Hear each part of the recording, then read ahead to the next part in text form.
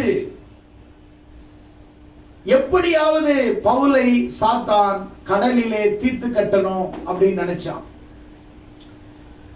அங்க இருக்கக்கூடிய 276 பேரும் சாப்பிடாம அவங்க என்ன செஞ்சாங்களாம், பயத்துல எப்படியாவது நாம் மூழ்கி விடுவோம் என்று அவர்கள் சாப்பிடுகிற உணவு பொட்டணங்களை, வணிக பொருட்களை, கப்பலின் தளவாடங்களை தூக்கி எறிந்தார்கள். பைபிள்ல தெளிவா இருக்குது, தளவாடங்களை அவர்கள் தூக்கி எறிந்தார்கள். சில நேரங்களிலே நம்முடைய வாழ்க்கையில இப்படி ஒரு சோர்வுகள், சோதனைகள் வரலாம்.